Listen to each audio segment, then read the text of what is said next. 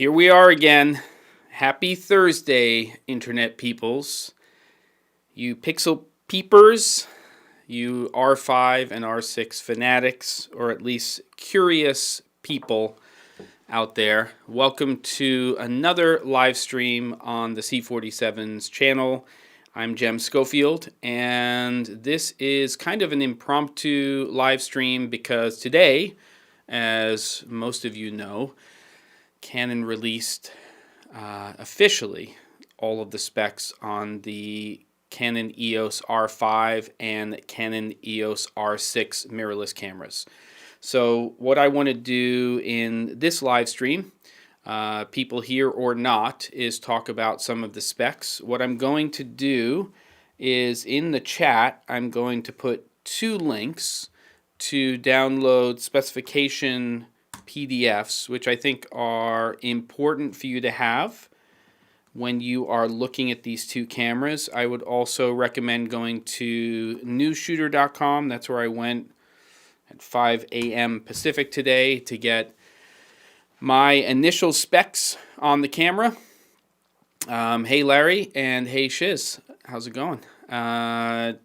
So yeah, there's a lot to talk about here. I don't really have a big plan, except for I want the chat to be interactive and conversational, and secondly, I really want to focus on the video specifications of these two camera systems. I have a long history with Cinema EOS and Canon EOS products. It goes back to the 5D Mark II, which for many of you may be true as well. But not only do I have a history in using those cameras and teaching people how to use those cameras in production, I've also created a lot of content for Canon specifically on their DSLR cameras and their Cinema EOS products. So I'm going to be looking at that from, looking at all of this stuff from that perspective and thinking about these new tools and where I think they may fit in a production environment. Next week, there'll be a three-way conversation between myself, Caleb Pike, and Ben Barden on Camera and Flask, which is the weekly live stream on the channel. But, you know, here we go. Glad to see some people in the chat. And again, I put a link at the top of this live stream to two PDFs that are the main specifications for these two cameras, and we're already getting a question about choosing the R6 over the XT4.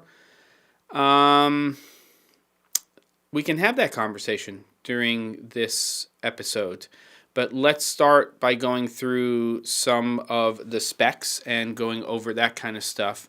And I think that the first thing that we have to acknowledge is that these are both full-frame cameras. So when we are comparing them to some of the other cameras on the market, some of the other cameras are full frame and some of them are APS-C or we'll just say Super 35-ish in terms of their sensor size. Obviously some of them are even smaller than that. That HDMI WTF, yeah, well I'm still trying to get a little bit more data on that. My understanding is we've got a 10-bit 422 coming out of the HDMI. If people have some more information on that, let me know. It seems like it's going to spit out up to a 4K 60 in 10-bit 422. So that's going to be interesting. Micro HDMI instead of mini. You know, I've got to be honest. While I would take no HDMI if I had the choice. If I had the choice between mini and micro, I would actually choose micro. And that is based on a lot of experience using a lot of different cameras over the years that use both of those.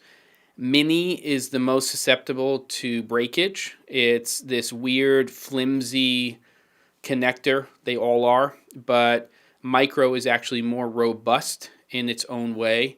So that's the deal. So I've got a wee dram of a Glenlivet aged in Caribbean rum casks, and I've also got a glass of water. We've got some specs. Download them. if you have the chance, those 2 PDFs, because I'll be referring to some pages, and unfortunately, just because I'm pulling those down from Canon's website, if you look at it, it's going to be hard to read unless you have those with you. So let's go ahead and get into some of these specs. I think we should start with the big boy, which is the R5. You all know the basic specs here. 45 megapixel camera. It's capable of 8K recording, 4K recording, HD recording, and there you go. Yeah, honestly, micro is more robust. It's smaller, but the actual connector that's coming out of the cable is heavier duty, if it can even be considered that, and it just tends to break less, though it's easy to break. But you even elbow bump a mini HDMI cable that's plugged into a camera, and that thing is going to shatter to all crappage. So, okay, let's go ahead and do this. Page 10 of the PDF. That's what we want to talk about here. Page 10 of the PDF. That's where we're going to get into the video specs. So am I on page 10? It's hard to see. It's very small over there. That looks about right. So I'll keep that up on the screen. I might go back to myself to talk. Hey, look, I can... No, can I? No, I can't. Maybe I can. No, they don't let me do that. I can do picture-in-picture if it's video, but it doesn't let me do picture-in-picture if it's an overlay like this in Ecamm. I'm learning, kids. So, first thing, video shooting. Normal movies, Canon Log. This is not Canon Log 2 or Canon Log 3. It's good old Canon Log. Again, check out newsshooter.com for some more information. Looks like we're probably going to eke out about 12 stops of dynamic range from this camera in Log. And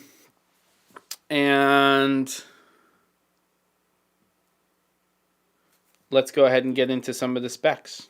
All right. So they don't just do RAW for 8K.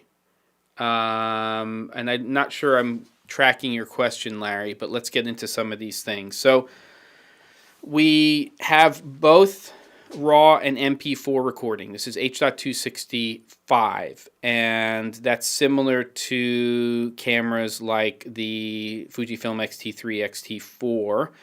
And we're getting 10-bit 422 in MP4. RAW is just RAW, that's 12-bit. And you can see that at the bottom of this page, or if you have it open. There's oversampling for the 4K modes, and you should know that for 8K, and we'll talk about heating. Whoop, we lost something there. Coming back. That for 8K, we will have a discussion about overheating potential with the camera as well. That's definitely a gotcha for the camera. Things that you need to think about. First of all, in terms of color gamut, we're going to ignore 8-bit, and we're just going to jump right to 10-bit recording in the camera. We have, if you are in sort of standard 10-bit with the camera system, and you have HDR PQ, perceptual quantization, I think that's correct, off, then you will be able to choose either a BT709 or a BT2020 Gamut. So we do have wide gamut inside of the camera. We're going to talk about data rates in a minute as well. Audio linear PCM, no audio connections like you do with Sony and Panasonic cameras. That's kind of a bummer. And then if you do have PQ on, then you are in 2020. That's what you're in. There's no 709 option there. And then you can turn PQ on or off for, it looks like, RAW, though it's RAW, so I don't think it actually matters. No, it looks like they just carried that those top two rows down into this bottom thing, but it's just RAW, it's 12-bit, audio's linear PCM, and you can do, essentially we could consider it proxy recording when you are recording in RAW, because you can record MP4s to the SD card as well as RAW to the CF Express cards. Matt is asking what type of RAW, and this is also important. This is not Cinema Raw Lite like you would find in the Canon EOS or Cinema EOS C200, the C500 Mark II, and the C300 Mark III. This is, I believe, the RAW, because I believe we have RAW in the 1DX Mark III, don't we? People keep saying that, but that's not a camera that I really have a lot of experience with. But this is a RAW, they say it's CRM, but that's not Cinema Raw Lite. So it's that flavor of RAW. It's definitely high data rate, which we're going to get into.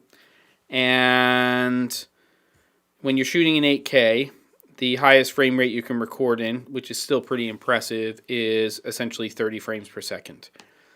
So you can see here this next page, which you should be going to, which is page 11, is the one that's really telling you a lot of this information. So we've got 8K DCI, which is Digital Cinema Initiative, which is the larger 17:9 aspect ratio version of 8K. Then we have the 16:9 version of that, which is in, well, it's basically ultra high definition, but it's 8K ultra high definition. And that does not give you the true 24 frames per second. And I don't think it's Cinema Raw Lite. I'm going to have to find out a little bit more information on that, but we will have to find out more as time goes on.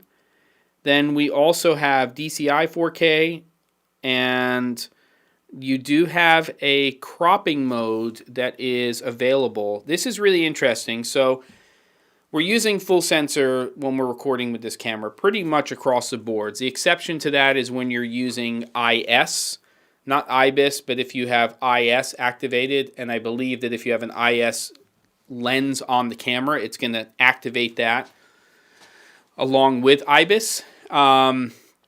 There's supposedly a slight crop, which makes sense because when you're using IBIS or image stabilization, sometimes there is a little bit of crop to handle that. But all in all, across the boards, pretty much you can shoot with this camera basically full sensor, which is pretty amazing. I think that's saying that the right way. But there's a movie cropping mode where when you're shooting with the camera in 4K, you can actually go ahead and set it up where it'll crop to an APS-C frame size. So essentially close to Super 35. So you need a little more reach. You want to have more of a field of view that's similar to a Super 35mm camera than you can. So that's really interesting. And then, of course, when we get to 4K DCI, and again, feel free to scroll to the top of the chat and you can download these two PDFs from Canon's website, we start to open up some additional frame rates. So we've got 60 being added.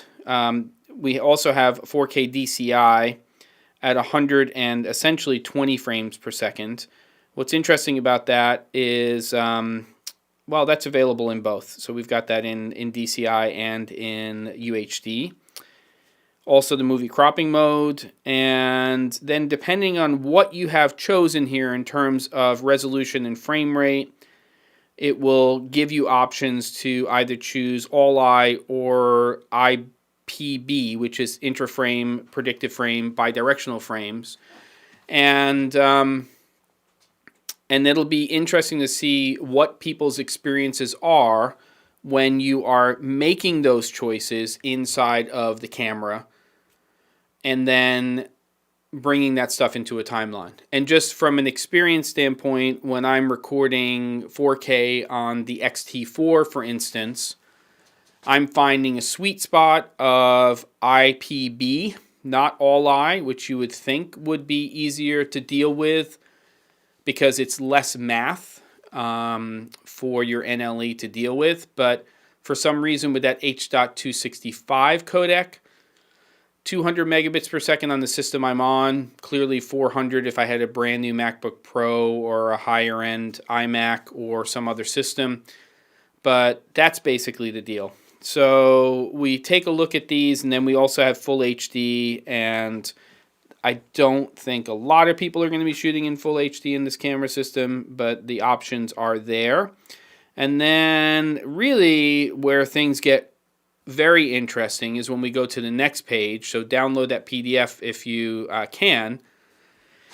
And this is where we really break down what we saw on that previous page, having to do with one of the most important things in a camera system, which is the actual bit rate, the data rate.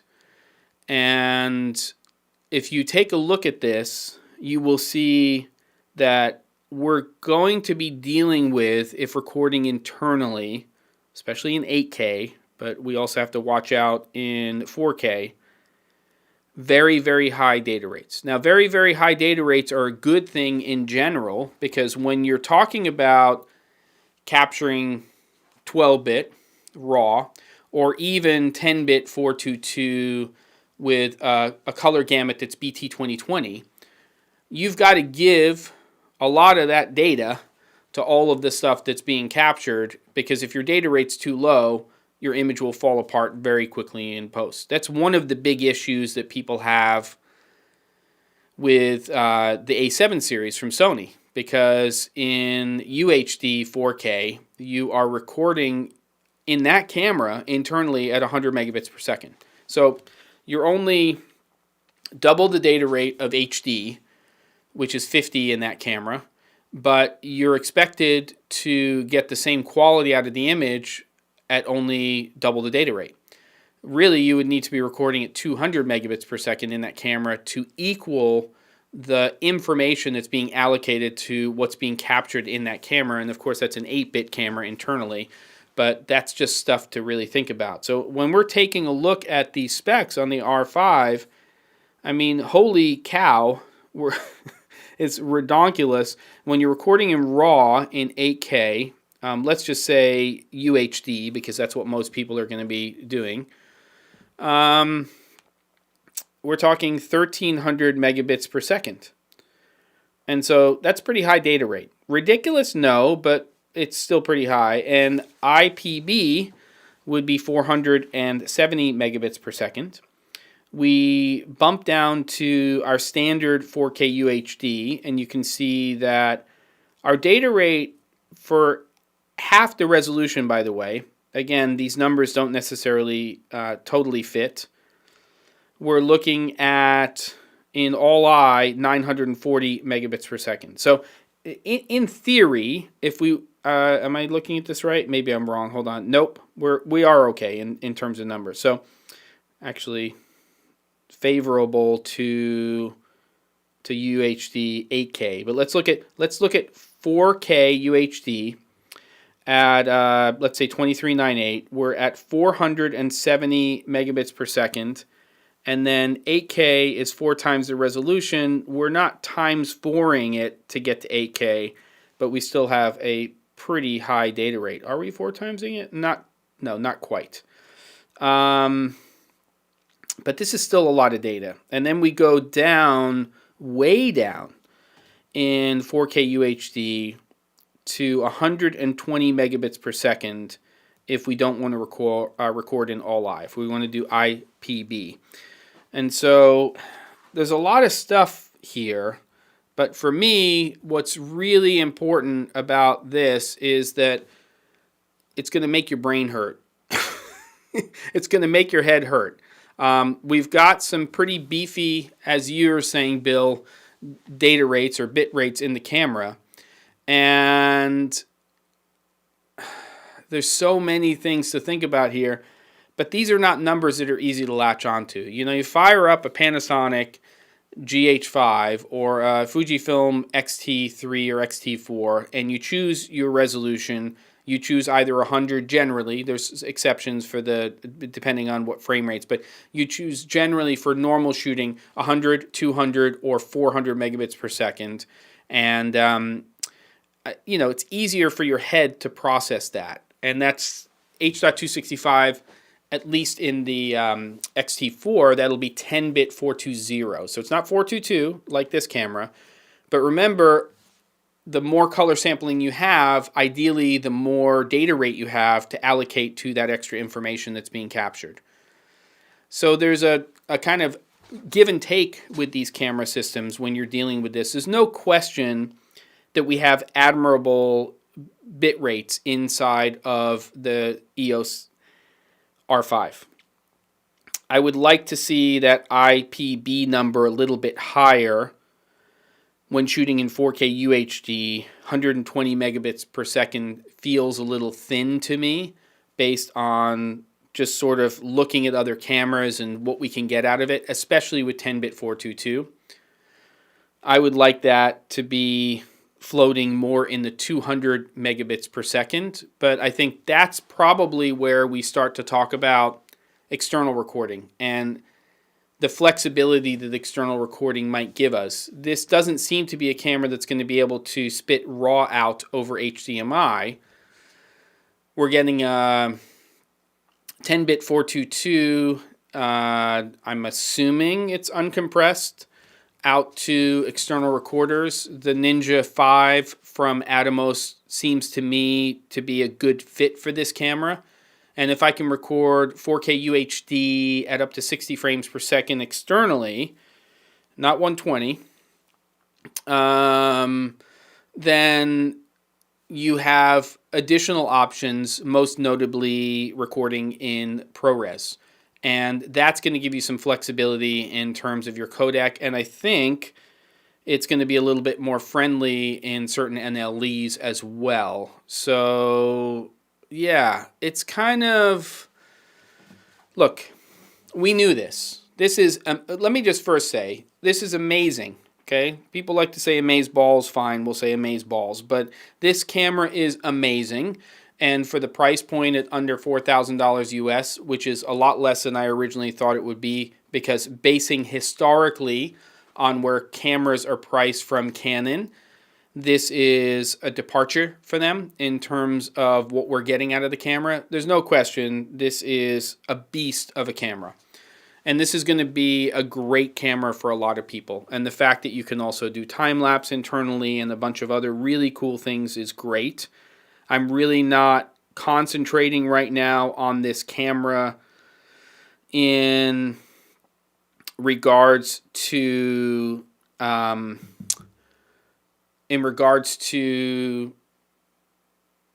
the stills features. Sorry, a little brain fart there. But I am talking about it in terms of it being used in production, and obviously time-lapse is something that we might use inside of our productions as well. So the other thing, let's go to the next page in here that we want to talk about a little bit, is what happens when you turn on,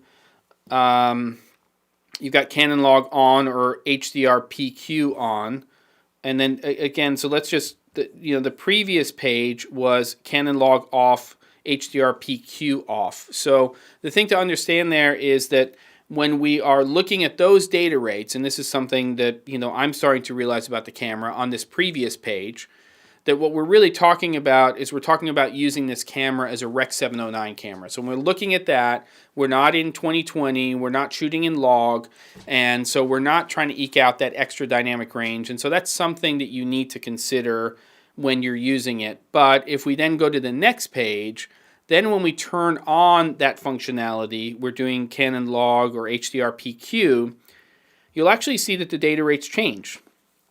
And so what happens is, well, it looks like in 8K UHD that with all I, the data rate stays at 1300 megabits per second, but it increases, I believe, let me just go back here. Yes, it does. It increases to 680 megabits per second in IPB in 8K UHD. That makes sense. We're bumping up, and this is smart, to a 2020 Gamut. There's a lot more color information that's being captured. So it makes sense that we would see that. And then if we go down to about halfway down the page, a little bit further, and we look at our all-I recording, that again is staying at 470. Not sure why it's not increasing because we do have a wider gamut. but it is definitely increasing from 120 to 170 megabits per second in IPB. So now we're getting into a little bit more of a respectable data rate, in my opinion, my humble opinion, when we're talking about recording in, internally to the camera with that wider gamut. So,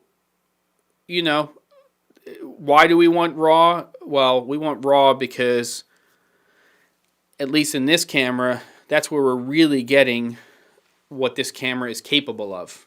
So 12-bit versus 10, we've obviously got the widest gamut possible. I'm sure that when we're bringing this into an NLE, we're then taking that, and if we want to circumvent or get around the whole idea that this camera only has Canon log, then you shoot RAW, because you're grabbing that data from the sensor, and then you should have more stuff to work with. Canon log will be great.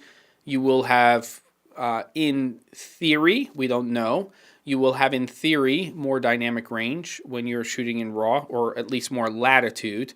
The dynamic range may be the same, number of stops from black to white, but latitude is how far you can push and pull in photography terms or film terms that image. So you could potentially, in 12-bit RAW, underexpose that image more than you would if you were shooting in Canon log and MP4, and you could bring that image up or adjust that image,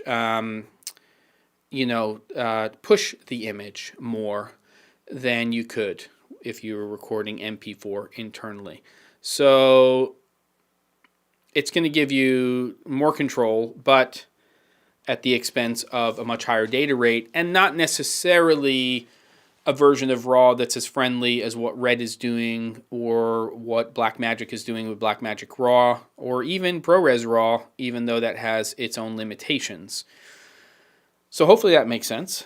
And then there's some information here about movie recording size and things like that, and the types of cards you're supposed to be using. And that's on the next page of this document, so you can see that data right there. Is it true EOS R using tweaked 1D X Mark III? To my knowledge, it is. I've heard that it may even be the same exact sensor, so I don't know. Shiz, are you saying they say it has the same exact dynamic range when you're shooting in RAW or MP4 into the camera? That may be true, but my guess is, and from experience with shooting with RAW, that we would maybe have the same dynamic range, but we would have more latitude, so the ability to push and pull the image. So I think you'll have a little more flexibility.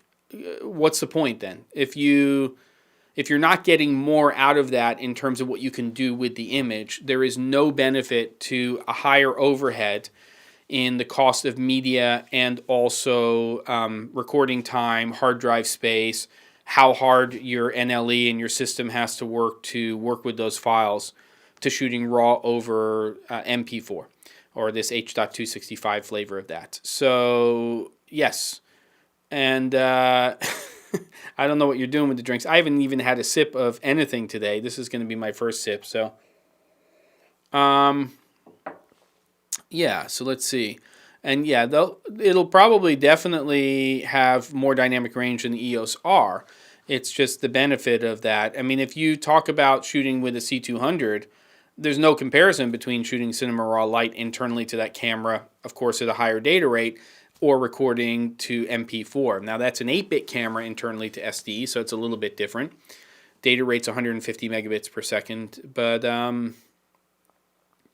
it's all pretty interesting. So I'm hoping that all makes sense to everybody. And again, that document is a great resource for you when you are looking into this camera. And then there's also a document starting on page 8 for the EOS R6. Now this is an interesting one, because we take a look at this camera, and this camera, of course, is a much lower megapixel camera. It is essentially about a 20 megapixel camera instead of 45. It is not going to give you any 8K recording at all. I've heard that it is an oversampled 5K or 5K plus image that's coming down to 4K. Again, check newsshooter.com for that information. And what we want to talk about now are some of the options that are available in that particular camera. So again, page 8 of that PDF that I linked to at the top, it's the second link. And if we take a look at these features, you can see that there's some similarities and definitely some differences between this camera and the R5. We're starting with 4K. And we can do 4K up to 60. One thing that I do want to, by the way, mention is that on the R5, we can go up to 120 frames per second in 4K, which I mentioned before. The other question is, how sharp is that 4K? Now, what's been happening recently with the C500 Mark II, the C300 Mark III, from what I can tell, is we're getting much sharper sensors. The image that's being captured from these cameras is much sharper than what we have historically been used to on cameras like the C300 Mark II, the C300, so on and so forth. So my hope is that these higher frame rates that we're getting out of these Canon cameras, the R5 and even the R6 at 60 frames per second, are tack sharp, that we're not getting a soft version of the image because we're going to the higher frame rate. So 4K UHD up to 60 frames per second, you'll see that there are more limitations to what we can do recording wise with this camera. 60 IPB, pretty much IPB across the boards except for time lapse in this camera. And as you can see here, we have 230 megabits per second at 60 and 120 at 24 and 30, and I'm rounding obviously. I will say this though, to me that's not necessarily a high enough bit rate for what's being captured internally. We're not talking about a bit rate that is much higher than the Sony A7 series, 100 megabits per second, and those are 8-bit 420 cameras. This is 10-bit 422. We need extra data or higher data rates here for that kind of information to be captured and then for us to work with it well. So I think that's really going to be telling to see how far we can push those images when this camera comes out, because this is a very interesting camera. A lot of people don't need 8K. I would have loved it if they had put in a 5 and 6K option, or even one of those two, 6K capture option in the R5. I think that would have been a nice compromise, but I don't think that's going to happen. 120 megabits per second to me is a little worrisome, but Ninja 5, going out to that, ProRes could be a good option. And I'm actually not the biggest fan of external recorders. If I can keep it in camera, I would prefer to do that. But I think that for the R6, from what I'm reading and what I'm seeing in terms of these bit rates and everything else, probably thinking a Ninja 5 or something similar to that is going to be the right choice for this camera for a lot of people.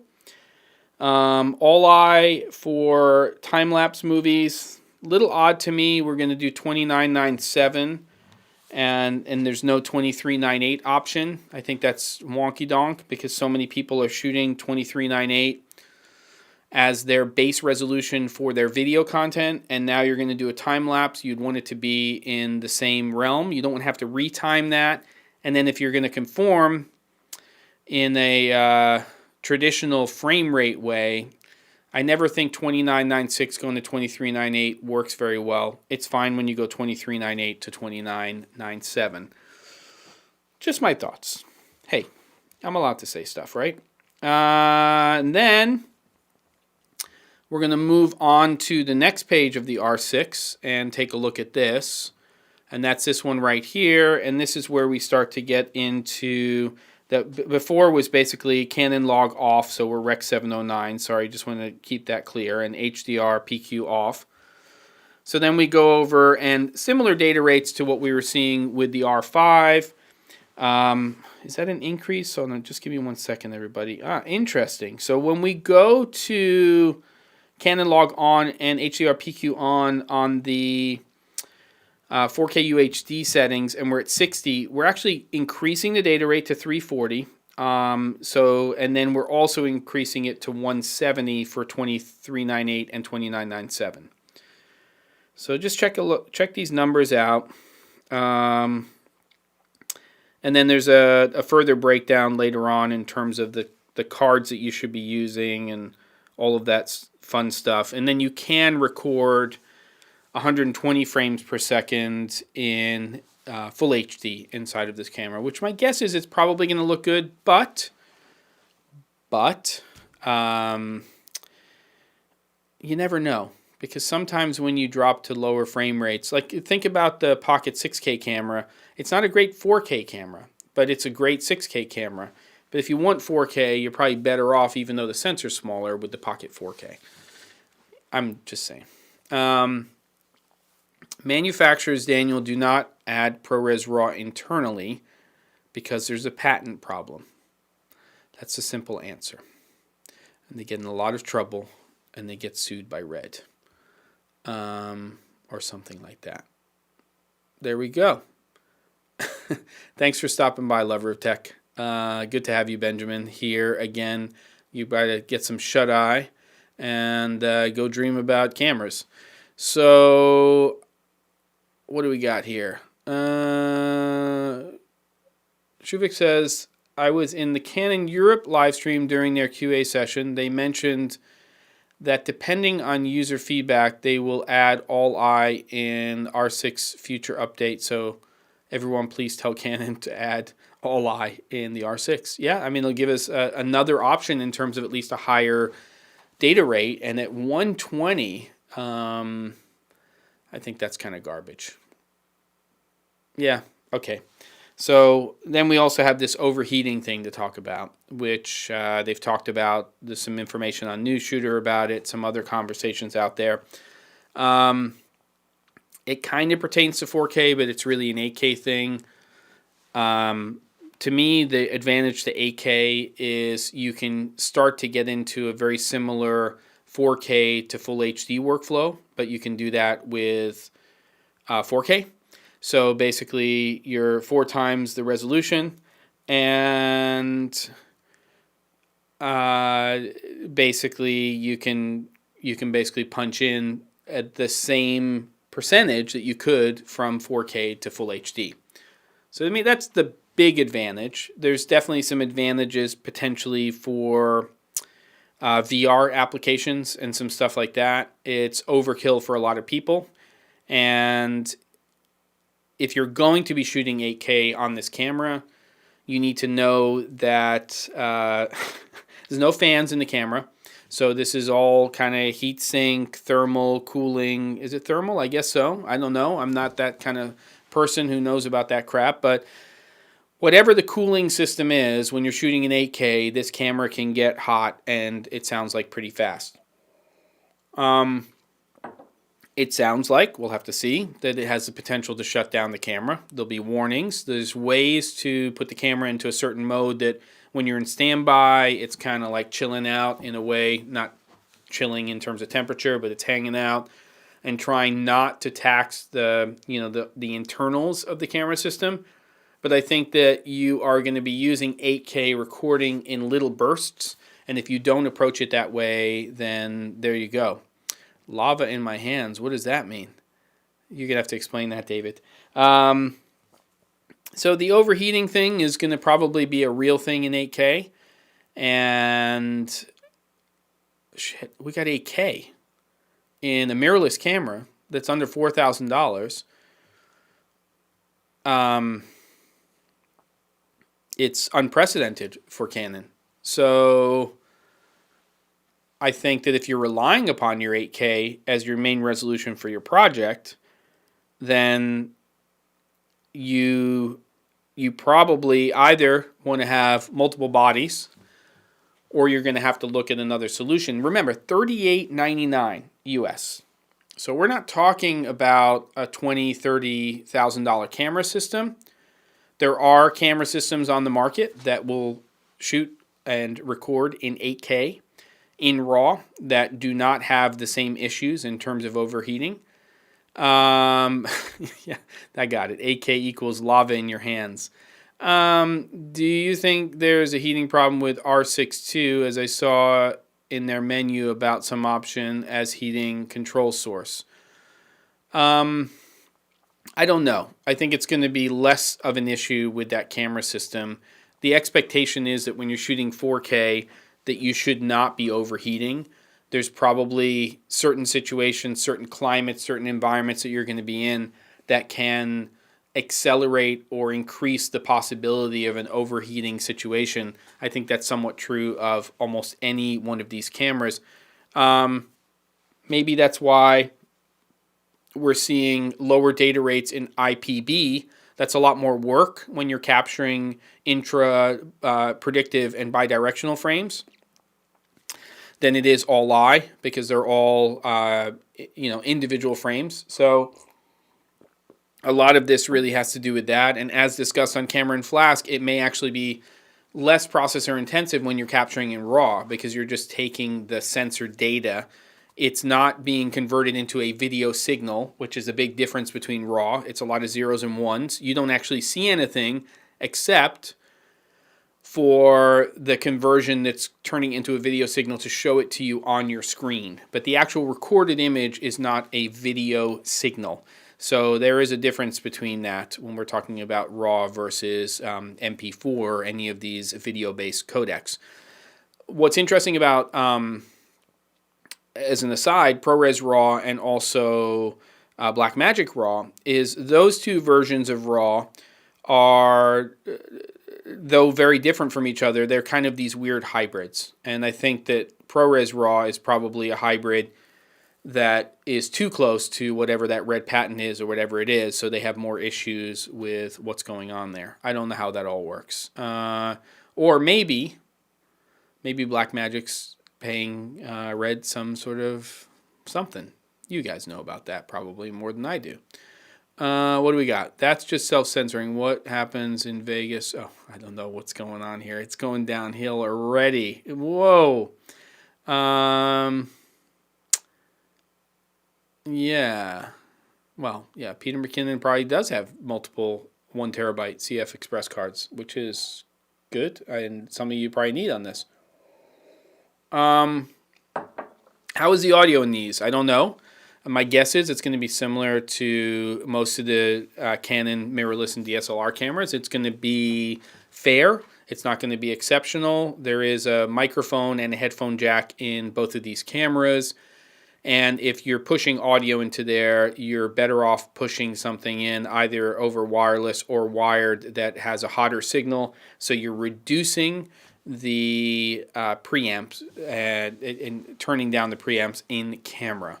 You can get something though, for sure. And then if you're in a workflow that is conducive to this, then you could get something like a MixPre 3.2 or a MixPre 6.2, and then you could record 32-bit float audio. Yes, it's double system sound, but it will give you a lot of flexibility with that audio in post, and you've got those very, very clean, quiet preamps that you have in a Sound Devices recorder.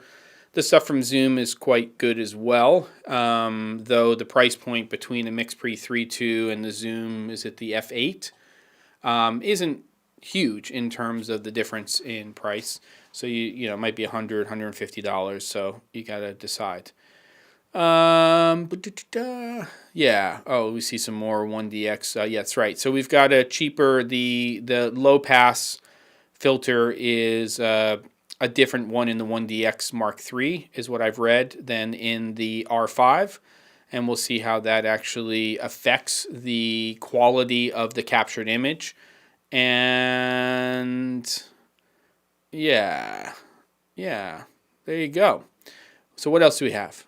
I think we've kind of covered the stuff I at least wanted to talk about in this impromptu live stream about these cameras. Hopefully some of the stuff that I'm discussing is of value to you in terms of talking about bit rates and data rates and things that you should be thinking about. There's no perfect camera out there, and the whole point here is that when we look at this on paper, it looks absolutely fantastic. How sharp are the images going to be? How much can we push and pull them?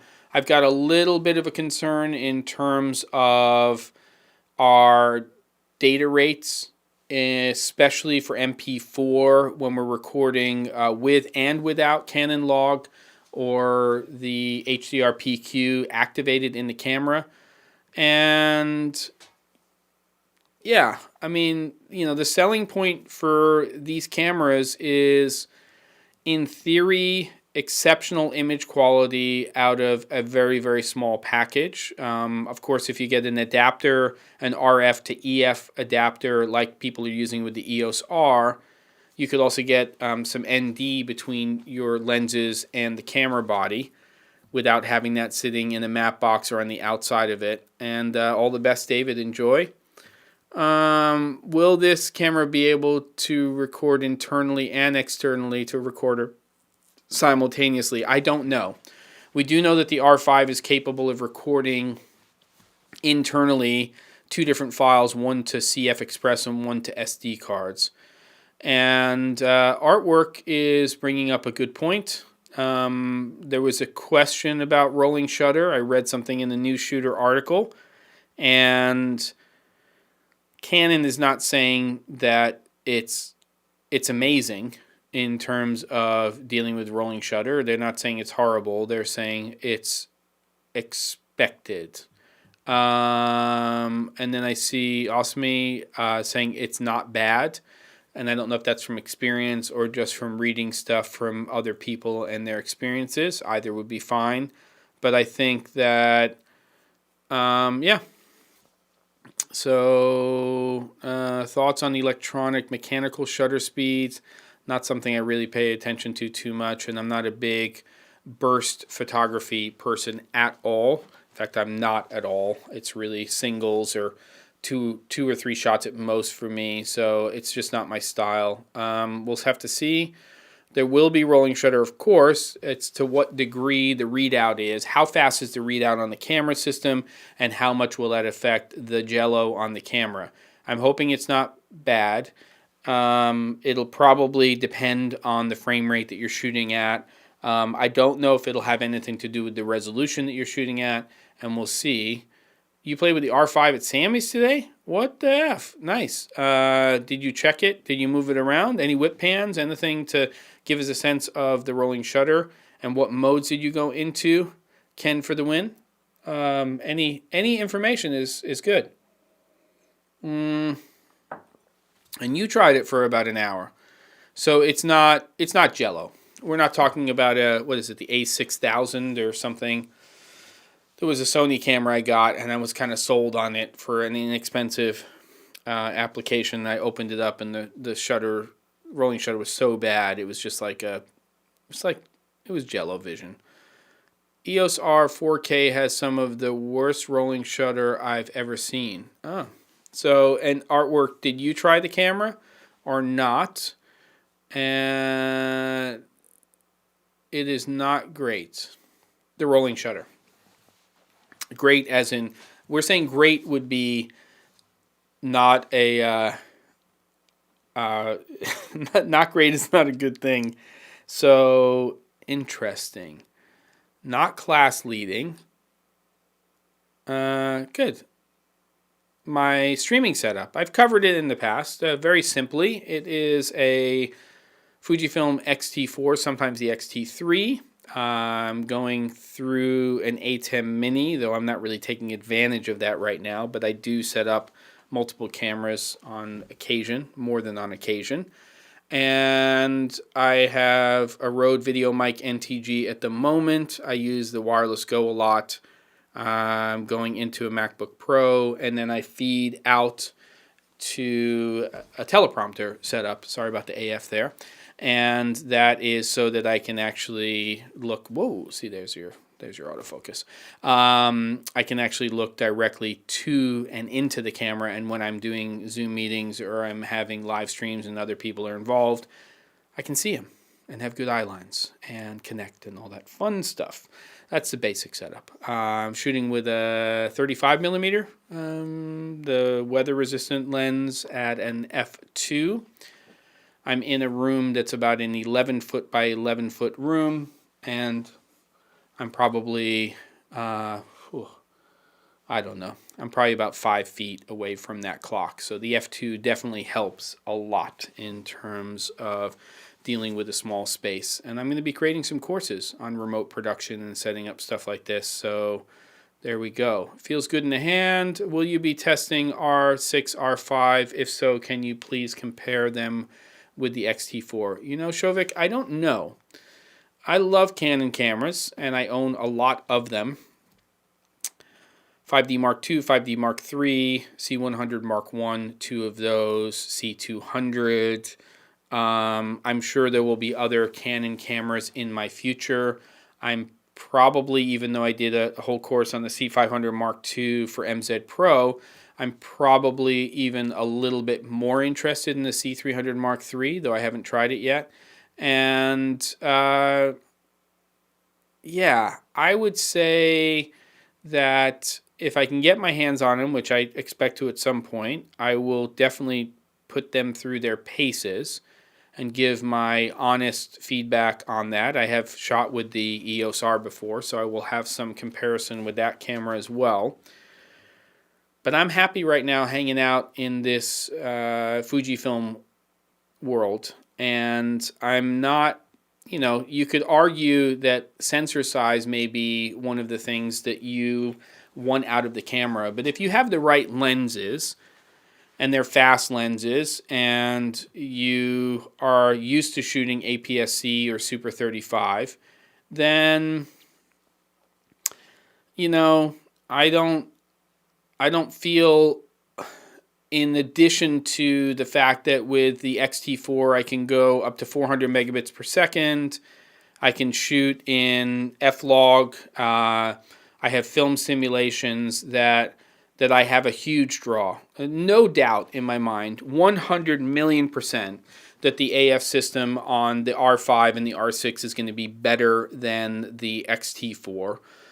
You've got full coverage in terms of your AF system. You do lose some of your AF points. I think it goes down from, I'm just going to throw out numbers that are probably wrong, 1063 or 1094 down to 863 or something. These are just approximate numbers in terms of AF points when you go to video as opposed to stills. But the AF system is going to be redonkulous in both of those cameras. And it's really dual pixel CMOS AF, you know, version 2. I'm sure we're either seeing or will be seeing more of that in the Cinema EOS cameras as time goes on, because they've developed the technology, they're releasing the technology.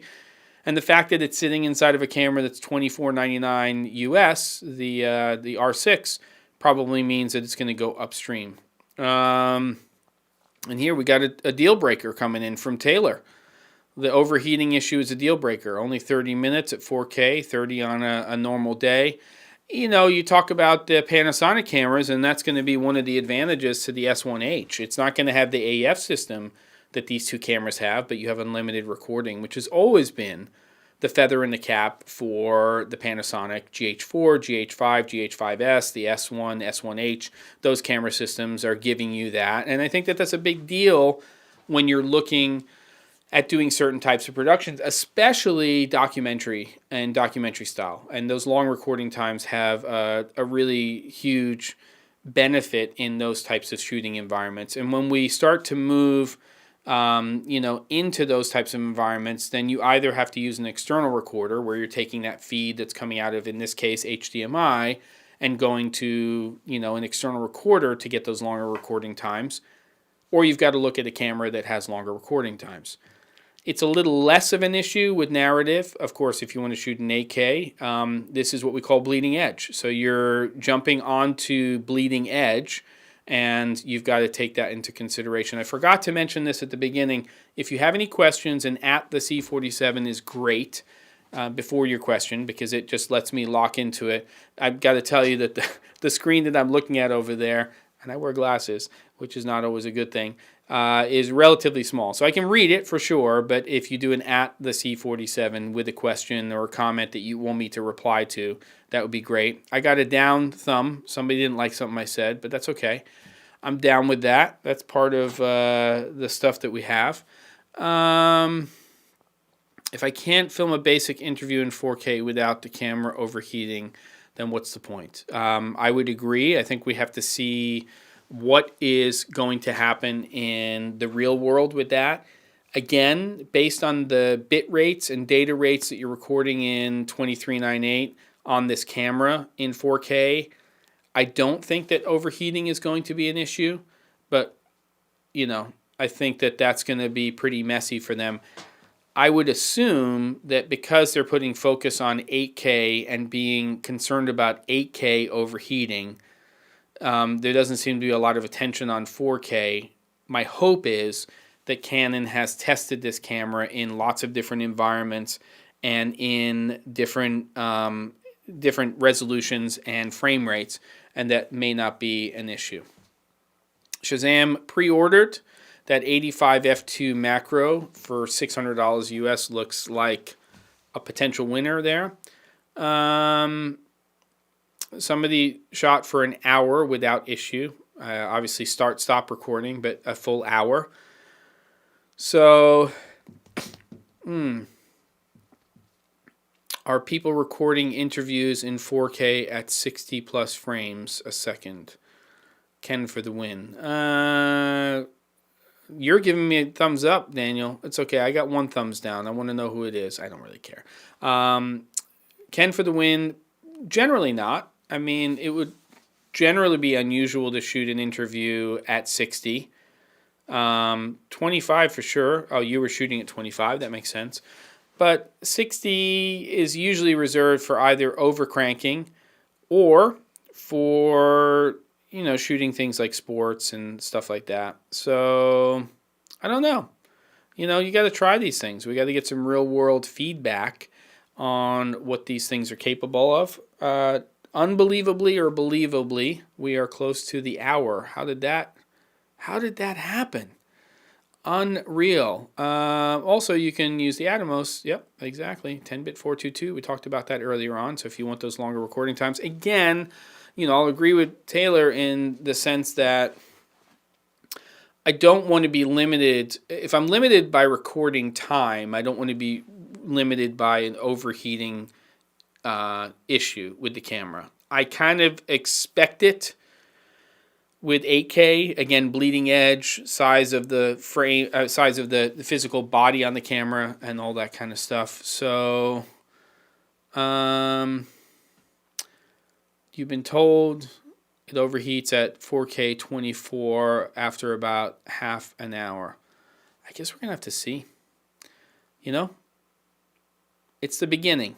It's the beginning of this conversation about these two cameras, and I appreciate everybody coming to this live stream. It wasn't a normal, scheduled one, but I felt like it was time to have a discussion day one about this, and I've been thinking about doing it throughout the day.